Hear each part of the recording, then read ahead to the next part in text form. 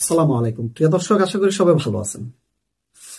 ইসলাম ধর্ম শান্তির ধর্ম, এটা এই জগতের সমস্ত মানুষই জানে, এবং কি হিন্দুরাও জানে, বৌদ্ধ, খ্রিস্টান, অমুসলিমরা সবাই জানে ইসলাম ধর্ম শান্তির ধর্ম।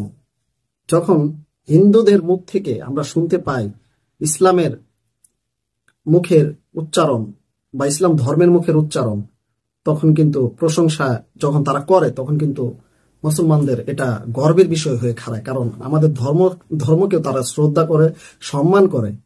এটা কিন্তু আমাদের জন্য এটা ভালো। যখন রাজনৈতিক কর্মী সম্মেলনে বা কোনো সমাবেশে এই ধরনের বক্তব্য হয়, তখন কিন্তু এটা আরো ভালোর দিকে গড়ায়। কারণ তখন বহির্বিশ্ব দেখে যে অমুক দলের এই লোকটা কিন্তু অমুক দলের ভিতরে থেকে আছে, তো সেই দলেরও কিন্তু প্রশংসা করে। কারণ সেই দলের নামে অনেক বদনাম থাকে যে তারা হিন্দুদের উপরে নির্যাতন করে। আসলে ওই দলটা কিন্তু আসলে হিন্দুদের উপরে নির্যাতন করে না, বা অমুসলিমদের উপর নির্যাতন করে না।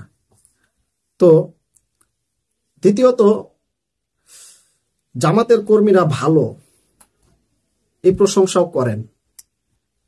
তো জামাতের কর্মীরা ভালো, আমরা এই দেশের সমস্ত সকল মানুষ, আমরা সবাই এক।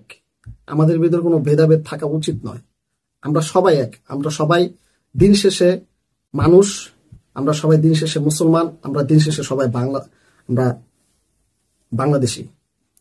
প্রিয় দর্শক, বলছিলাম কক্সবাজার কর্মী এই সম্মেলনে, এক সমাবেশে নেতা পরিমল কান্তিশীল এই সমস্ত বক্তব্য রাখেন। আসুন সে কি কি বলেছে, আগে সে বিষয়গুলো শুনে আসি। ইসলাম ধর্ম শান্তির ধর্ম বলে মন্তব্য করলেন হিন্দু নেতা পরিমল কান্তিশীল। সম্প্রতি কক্সবাজার জামাতের কর্মী সম্মেলনে গিয়ে বক্তব্য রাখাকালীন এসব মন্তব্য করেন তিনি।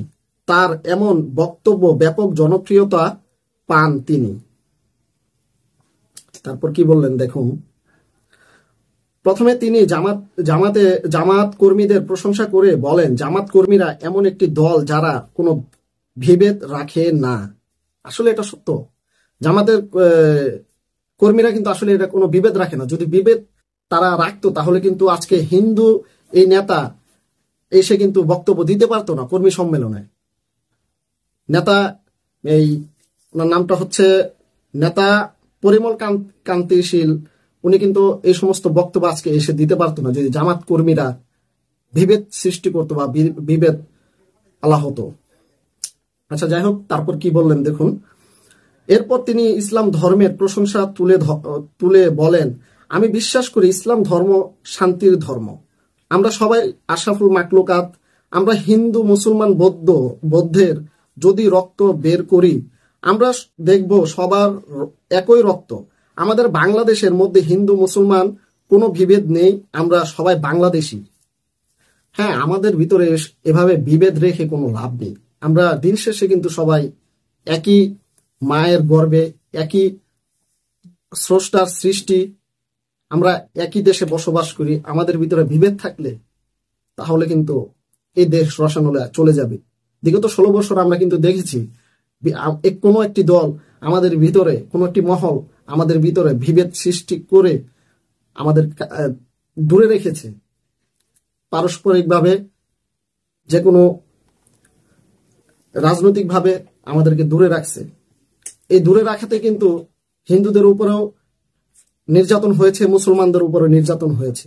তো এই দেশে কিন্তু কেউ ভালো থাকতে পারেনি। তো আশা করি আমরা যেন সামনে এই সমস্ত বিভেদ থেকে আমরা দূরে থাকতে পারি। আমাদের ভিতরে যারা এই ফাটল ধরাতে আসবে, আমরা যেন সেই ফাটল না ধরিয়ে আমরা যেন ঐক্যবদ্ধ হয়ে থাকতে পারি। সবার কাছে এই প্রত্যাশাই রইল। সবাই ভালো থাকবেন, সুস্থ থাকবেন। আর আপনাদের কোনো মতামত থাকলে অবশ্যই জানিয়ে যাবেন। আল্লাহ হাফেজ।